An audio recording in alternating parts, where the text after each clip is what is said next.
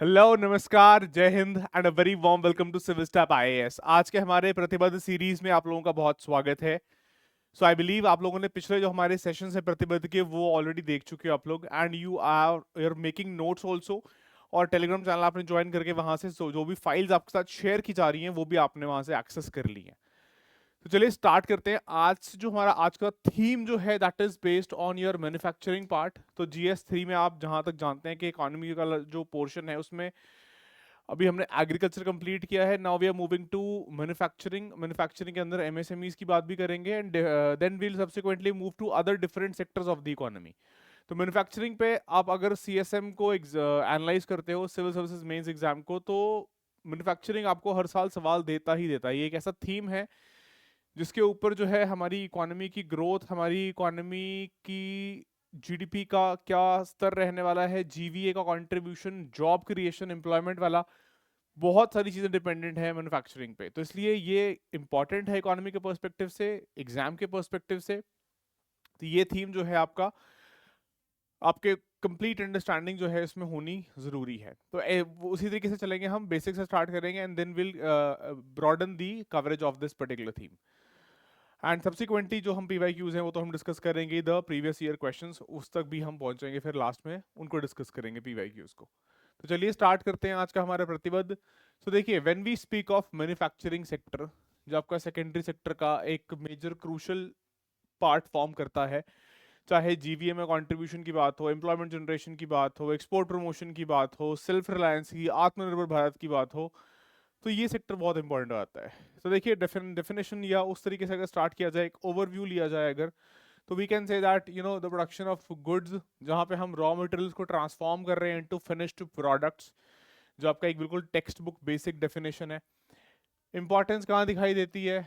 Not just with respect to growth, है ना, कि सिर्फ कंसर्न जो है वो ग्रोथ से नहीं है, it is also very much concern with development. So economic development plus of course job creation, employment. क्यों? क्योंकि आपको देखने को मिलता है that we are having the manufacturing sector which is labour intensive. So to provide jobs to this many population, आपको job creation में एक लेबर इंटेंसिव सेक्टर के रूप में मैन्युफैक्चरिंग जो है बहुत सिग्निफिकेंट रोल प्ले करता है। And further technological advancement that is moving towards and adopting better forms of technology। ठीक है, ये तो हो गया बिल्कुल ये वाला basic part. Then if we talk about the gross domestic product, तो देखिए कि 25% तक बढ़ाने का टारगेट 2025-26 वाले फाइनेंशियल ईयर में रखा था। पिछला अगर हम एवरेज देखते हैं तो 18-19% जो है ये ऑन एन एवरेज है, ये 24 है तब तक। ये एवरेज कंट्रीब्यूशन जो है इतना देखने को मिला है इन terms of gross domestic product. Plus if you talk of the potential in job creation, so it has more than 10 crore people who have been directly employed by this sector, affecting other millions of employment opportunities as well। जहां पे हम देखते हैं वो indirect तरीके से, जैसे ancillary units हैं या जो सप्लाई चेन का पार्ट है, या जो उसकी वजह से सर्विस सेक्टर का कंट्रीब्यूशन है, so that is also indirectly providing employment opportunities. Plus it is also for skill development, that is opportunities for skilled and unskilled both types of labor, जो आपको सर्विसेज सेक्टर कभी भी provide नहीं करता। वहाँ पे आपको हाईली स्किल्ड लेबर जो है उसी की ज़रूरत या उसी को आप अब्जॉर्ब कर पाते हैं, राइट। चलिए, then further speaking of what are the different sub sectors which are part of manufacturing. So इसमें हमें देखने को मिलता है that we have textiles, we have apparel, जो बहुत बड़ा एक इंडस्ट्री है, सिग्निफिकेंट है, लार्जेस्ट कह सकते हो, one of the largest in the manufacturing sector in India. Labour intensive है, एम्प्लॉयमेंट अपॉर्चुनिटीज के पर्सपेक्टिव से देखा जाए तो बहुत क्रूशियल है ना। So significant contribution to exports as well as employment. Then we have automobile industry, fourth largest globally and focusing on electric vehicles promotion. कैसे? आपके पास अपने खुद के ब्रांड्स हैं, you have companies like Tata motors, you have Mahindra and Mahindra, ये अच्छा खासा इन्वेस्ट भी कर रही हैं, इनोवेट करने की भी कोशिश कर रही हैं, they are trying to cope up with global brands, है ना। Then we have pharma, that is pharmaceuticals. So India वैसे भी we are known as the pharmacy of the world also, accounting for 20% of global generic drug production. क्यों? क्योंकि देखो we are also committed to providing affordable medicine, जिसके चलते हमने ये generic drugs वाले प्रोडक्शन के ऊपर जोर दिया हुआ है, right? Then you have the electronics and component, that is initiatives to reduce imports. इसमें तो एक बहुत बड़ा एंगल ये भी है, that is of maintaining strategic autonomy as far as your entire electronic chip making is concern, है ना? तो उसमें हम प्रोडक्शन लिंक्ड इंसेंटिव स्कीम, और वैसे भी देखो ना कि हर एक, चाहे आपके कंप्यूटर्स हों, चाहे आपके टैबलेट्स हों, चाहे एयरप्लेन्स हों, चाहे डिफेंस रिलेटेड इक्विपमेंट्स हों, सब में आपके कुछ ना कुछ सेमीकंडक्टर चिप्स जो हैं यूज़ हो रही हैं, जो इलेक्ट्रॉनिक्स का ही पार्ट है। तो सिर्फ इसमें एम्प्लॉयमेंट जनरेशन नहीं है, इसमें सिर्फ जीडीपी या जीवी वाला एंगल नहीं है, इसमें एक स्ट्रेटेजिक ऑटोनॉमी वाला, आपकी खुद की अपने ऊपर डिपेंडेंस ज़्यादा होने वाला एंगल भी है, एक सिक्योरिटी वाला एंगल भी है, right? Then you have the food processing sector, that is valuing, adding value to agricultural products and reducing waste and enhancing the shelf life. किस लिए? To enhance food security and to enhance nutritional security, not just in the country but across the world, है ना? Granary of the world के नाम से भी जाना जाता है हमें। चलिए, so that is with respect to the manufacturing significance. Now coming to what have been the government initiatives. So देखिए सरकार ने जो इनिशिएटिव लिए हैं कई सारे हैं, जैसे कि मेक इन इंडिया देखने को मिलता है, PLI स्कीम देखने को मिलती है, नेशनल मैन्युफैक्चरिंग पॉलिसी 2011 का, फिर MSME सपोर्ट इनिशिएटिव्स हैं, ठीक है? ये देखो, अब ये इनिशिएटिव्स यहाँ पे मैंने लिस्ट आउट तो कर दिए हैं, बट ये इस कंटेंट में आपको हमेशा क्या करना पड़ेगा, खुद से भी थोड़ी मेहनत करनी पड़ेगी, आपको इसको अपडेट करते रहना पड़ेगा। ये जैसे सीरीज खत्म हो जाएगी उसके बाद भी you need to update them. कहाँ से करेंगे?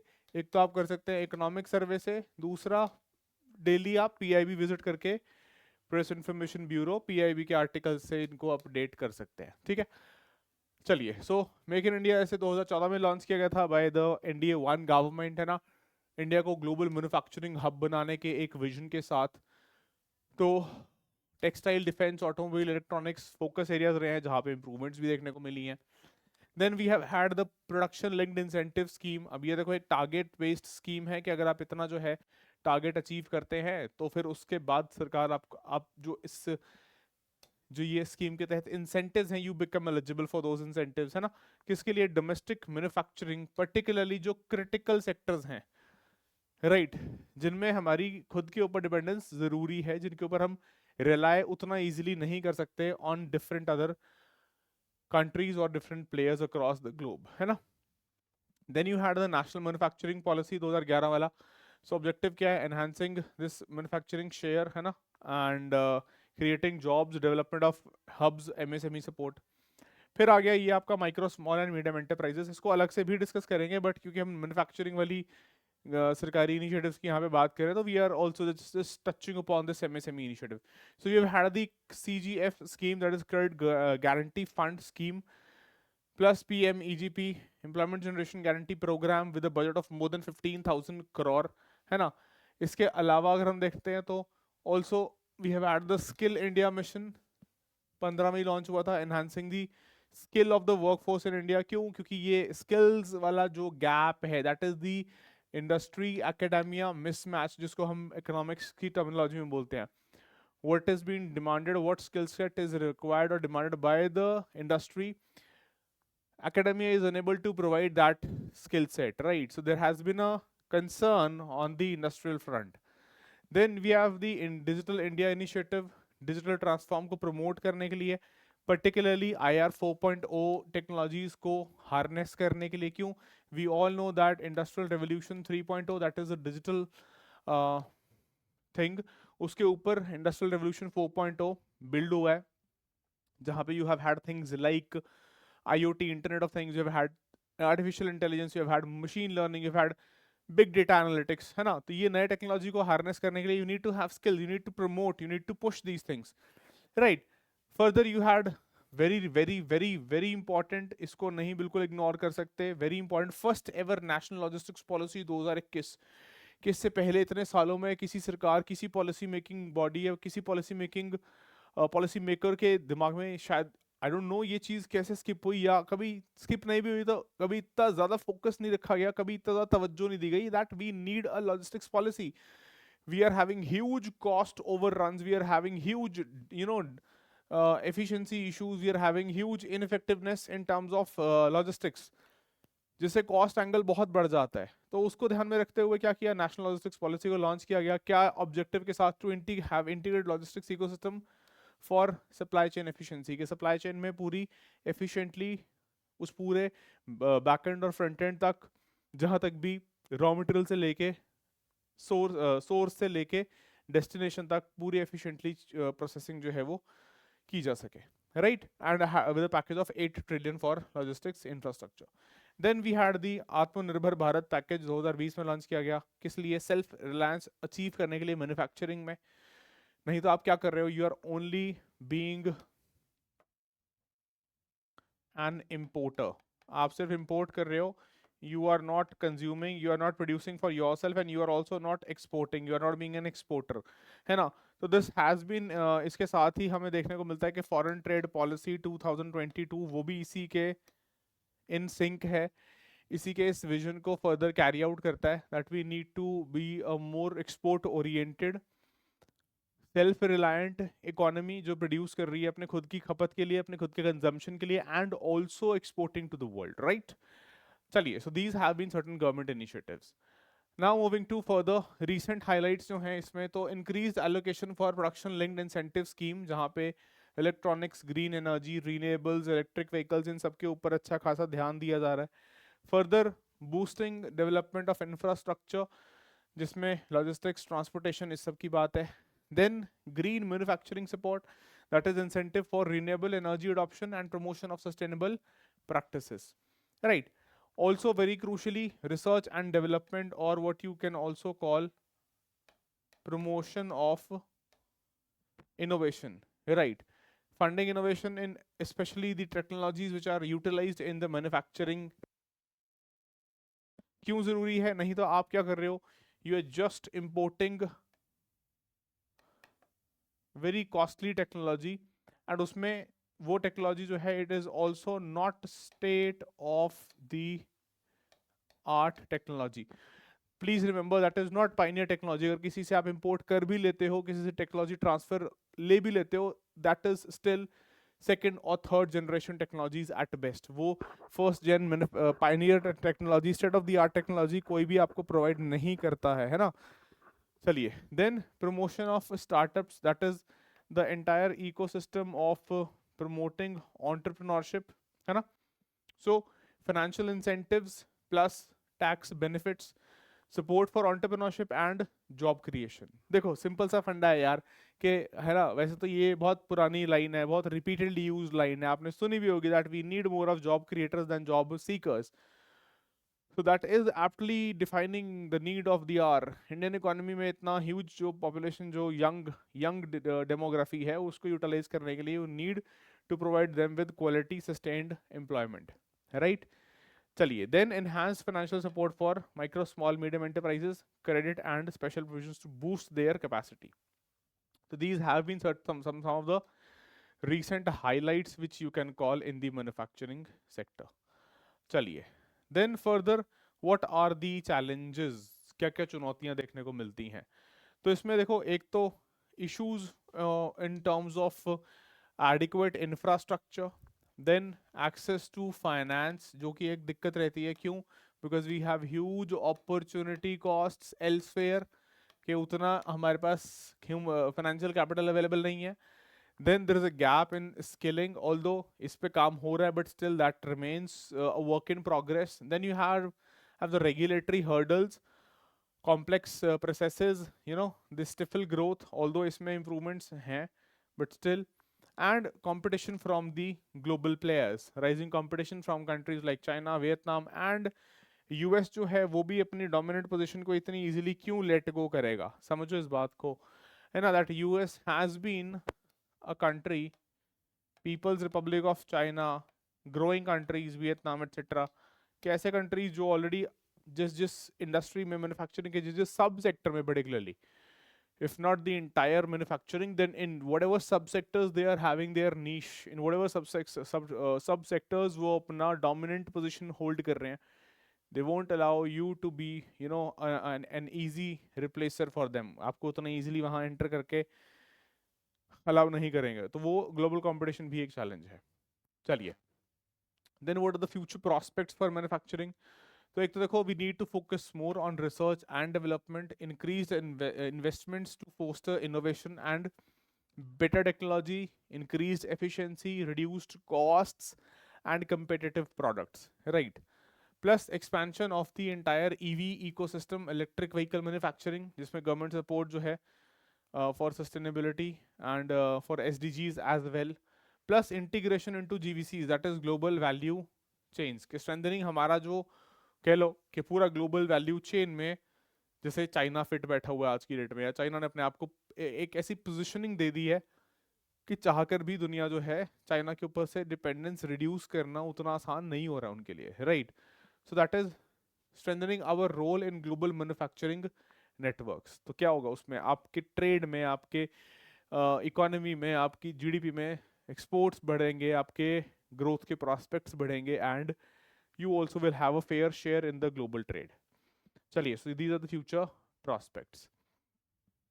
Now if there can be certain recommendations, तो क्या बोल सकते हैं कि देखो, एक तो जो है infrastructure enhancement, जिसके लिए you can see that the government has been pushing capital expenditure, है ना? हमारे पास programs हैं जैसे PM गति, शक्ति, NLP की बात करके आए हैं अभी, right? More than 100 crore of allocation in terms of budgetary allocation, है ना, पूरा 5 साल के financial years के cross. So to improve transportation logistics to support manufacturing sector, ये ज़रूरी है. बिना इसके देखो, ये एक ऐसा essential support system है, या आप ऐसे कह सकते हो, जो आप word use करते हो, एक phrase use करते हैं ना हम लोग यूपीएससी में, sine qua non, कि एक ऐसी essential prerequisite है कि इसके बिना manufacturing sector को boost करना जो है वो मुश्किल है. Then further programs which are enhancing skill of the population, so tailored training to bridge the skills gap जहां जहां पे जैसे जैसे required हो. Further simplification in the regulatory processes, कैसे हो सकता है? जैसे सिंगल विंडो क्लियरेंस है, वन स्टॉप सॉल्यूशंस हैं, you are having streamline policies to reduce compliance burdens, right? चाहे उसमें आप देख लो टैक्सेशन वाला फ्रंट हो, या कोई भी और अदर क्लियरेंसेस वाली इश्यूज हो from the government, either the government of India और द स्टेट्स इन्वॉल्व, है ना? जैसे हमें देखने को मिलता है कि ये चीज़ें ऐसी चीज़ के लिए जो आपके स्पेशल इकोनॉमिक जोन्स हैं उसके लिए बहुत ईज आउट किया गया इन चीज़ों को. Then further promotion of cooperatives, that is strengthening cooperative models to enhance bargaining power. Right. So these are certain recommendations which may further improve the manufacturing sector in the country. चलिए, so future prospects के साथ क्या दिखता है कि manufacturing sector has been the cornerstone of economic growth and development, both in terms of contribution to GDP and employment. Plus, we have had government initiatives, but we need to have these initiatives on a sustained basis, जहाँ पे focus has been on enhancing capabilities and to make India a global manufacturing hub. हालांकि ये China जितना आसान नहीं दिख रहा है ना. Plus, to overcome the challenges, policies, investments aimed at addressing hurdles and role in growth story, that is potential to drive economic growth and global competitiveness. देखो, इस बात को ध्यान रखो कि अगर हम जो $30 ट्रिलियन इकोनॉमी का गोल लेके चल रहे हैं by 2047, to achieve this goal we need to lift up the manufacturing sector. Without sustained contribution in terms of gross value added from the manufacturing sector, ये गोल अचीव करना will not be possible. Getting this point? तो उसमें जीवी आएगा, उसमें इसके साथ साथ एम्प्लॉयमेंट भी आएगी, एम्प्लॉयमेंट जनरेशन, इसमें एक्सपोर्ट प्रमोशन भी आएगा, और आपका increased presence in not just trade, I must right in global trade. ये सब कुछ मिला के जो है आपके $30 ट्रिलियन बाय 2047 ड्रीम को फुलफिल करने में हेल्प कर पाएगा। Getting this point? चलिए, that is the manufacturing sector. Now shifting the focus to micro, small and medium enterprises which are a quintessential part of the secondary sector। तो देखिए, जहाँ तक बात होती है एमएसएमईज के क्लासिफिकेशन की, तो हमें देखने को मिलता है कि ministry of micro small and medium enterprises ने माइक्रो, स्मॉल और मीडियम की डेफिनेशन के लिए इन्वेस्टमेंट एंड टर्नओवर के क्राइटेरिया को डिफाइन किया हुआ है। पहले ये सेपरेट क्लासिफिकेशन था for MSMEs operating in manufacturing and MSMEs operating for services. बाद में इस क्लासिफिकेशन को एक सिंगल में क्लब करके they have given just one classification that is for both manufacturing and services MSMEs. So up to 1 crore and 5 crore investment and turnover respectively आप micro category में हैं। 10 crore and 50 crore you are under small, and 50 crore and 250 crore investment and turnover respectively आप medium enterprise की category में आते हैं।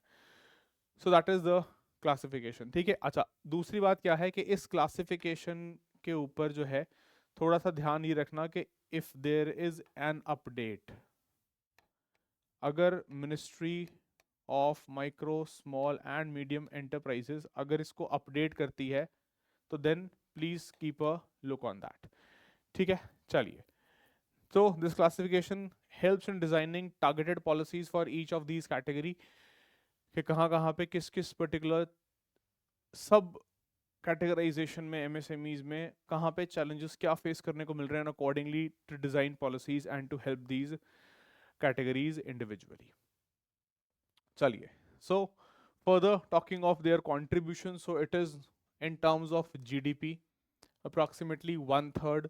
Second is in terms of generating jobs or employment, that is providing more than 11 crore jobs to people. Third is in terms of boosting exports, that is contributing more than 40% of total exports, or you can say somewhere close to 50. And the number of these units which is also very large, that is over 6 crore MSMEs। और इसमें ध्यान देने वाली बात यह है that these constitute 99% of the total enterprises। तो अब ये देखो कि ये अच्छे खासे लोगों को एम्प्लॉय करती हैं, आपकी मैन्युफैक्चरिंग सेक्टर की एक तरीके से बैकबोन की तरह इमर्ज करके आई हैं, राइट। चलिए, फर्दर एमएसएमईज में what is the status. So if you talk of diversity, so spanning manufacturing, services and agriculture, जहाँ जहाँ स्प्रेड दिखता है। Growing emphasis on tech and innovation which is required, plus very very very importantly second जो आप point इसमें देख सकते हो, inclusion of both genders, that is promotion of women led MSMEs. जो आपको एक दूसरा चैलेंज जो है जेंडर डिस्पैरिटी का, इस चैलेंज को रिड्यूस करने में हेल्प करता है।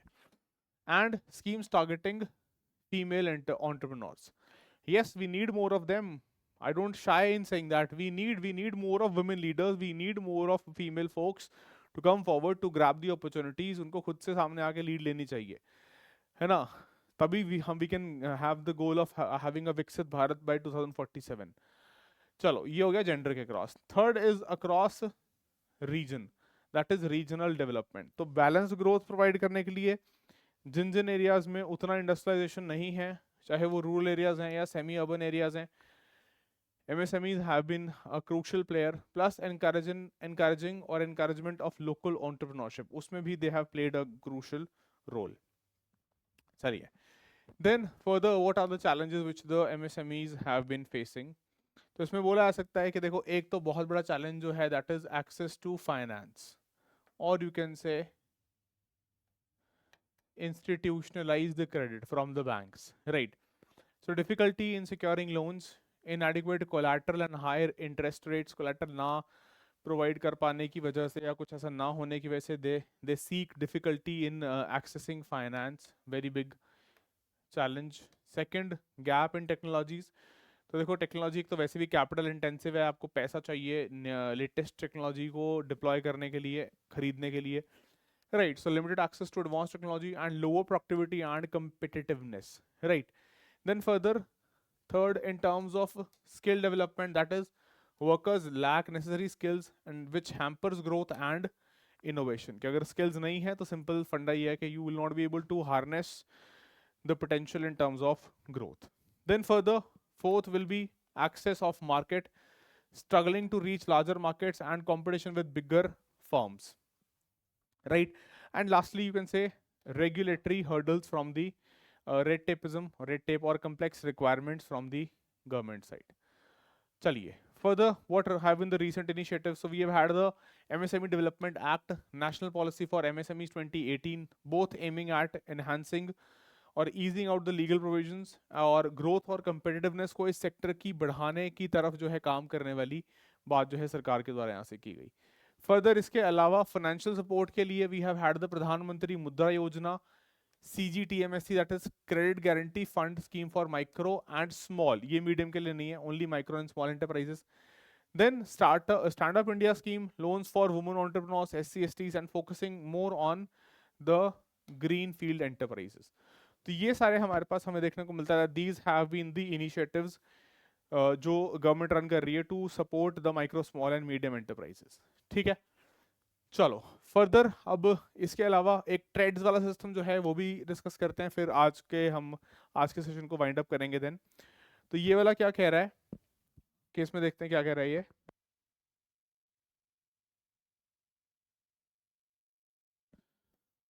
All right, so trades basically purpose क्या था? To facilitate finance of trade receivables MSMEs के लिए, लिक्विडिटी को एनहांस करने के लिए, फाइनेंशियल स्टेबिलिटी के लिए. 2014 में RBI ने लॉन्च किया. बेनिफिट्स क्या है? Converts receivables into cash and supports MSMEs in managing cash flow efficiently. दिक्कत क्या देखो, MSMEs के पास उतना कैश अवेलेबिलिटी कम होती है.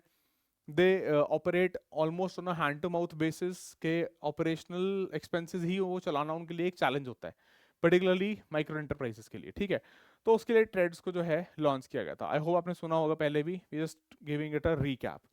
सो फीचर्स क्या हैं? ऑब्जेक्टिव, MSME को easy access to funds and allow discounting of trade receivables के लिए. मैकेनिज्म क्या है? मार्केट प्लेस प्रोवाइड करना for selling receivables to banks या फाइनेंशियल इंस्टीट्यूशंस, और bidding process for financers to offer rates, ताकि इजीली सिक्योर कर सके पैसा.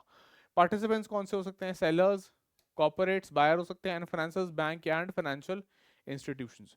इलेक्ट्रॉनिक प्लेटफॉर्म प्रोवाइड किया गया ताकि ट्रांसपेरेंट और एफिशिएंटली प्रोसेस जो है वो कंप्लीट हो सके, plus minimising paper work and enabling quick transactions. ठीक है, डिस्काउंटिंग प्रोसेस कैसा है? MSMEs need to upload the invoice, financers review और बिड करेंगे, और ये बेस्ट ऑफर जो भी लगेगा उसके अकॉर्डिंगली पेमेंट सिक्योर कर सकते हैं वहां पे. ठीक है, देन फर्दर बेनिफिट्स क्या हैं? इंप्रूव्ड कैश फ्लो, जिसके ऊपर बात स्टार्टिंग में की थी. Reduction in default of loans, cost effective है और ट्रांसपेरेंट और अकाउंटेबल प्रोसेस है कि धांधली वाली दिक्कत होने के चांसेस कम है, राइट. फर्दर इंप्लीमेंटेशन के लिए हमें देखने को मिला कि रेगुलेटरी ओवरसाइट के लिए रिजर्व बैंक ऑफ इंडिया को लूप इन किया फॉर फेयर प्रैक्टिसेस, और प्रोमिनेंट प्लेटफॉर्म्स में M1 एक्सचेंज, RXL और इनवॉइस स्मार्ट, ये ऐसे प्लेयर्स हमें देखने को मिले जो प्रोमिनेंट प्लेयर्स बन के आए जो ऑफर कर रहे हैं चीज़ें. ठीक है, चलो. बट चैलेंजेस हैं, yes definitely it has had it's fair share of challenges. कोई भी चीज़ है ऐसा नहीं होता ना कि 100% सही इंप्लीमेंटेशन में उतर के आ जाए. तो एक तो अवेयरनेस और इसकी अडॉप्शन. तो मेनी MSME जो हैं they are unaware of these benefits, plus need for increase awareness and training ताकि इसकी इंप्लीमेंटेशन और बेटर हो सके. Further integration with the existing systems, compatibility accounting के साथ, इनवॉइसिंग सिस्टम्स के साथ, and very importantly promoting participation of larger corporates which have money, right? So to encourage these firms to register as buyers, जो trades में पैसा अपना लगाने के लिए इच्छुक हों और वहां पे लिक्विडिटी प्रोवाइड कर पाएं, किसको? MSMEs को. Getting this point? चलिए, then further what can be the recommendations? तो innovative financing solutions are further needed to encourage more venture capital और angel investing जो करना चाहें इस तरीके से. then promoting infrastructure development, खास तौर से कह सकते हो रूरल इंफ्रास्ट्रक्चर सपोर्ट MSMEs की ग्रोथ के लिए. Further simplification of regulations small enterprises के लिए, है ना. And promotion of cooperatives, that is going to improve the bargaining power of MSMEs, है ना. अभी इंटरनेशनल कोऑपरेटिव अलायंस के साथ हमने देखा, पहली दफा हमने उसको भी, उस इवेंट को भी होस्ट करने की बात करी, राइट.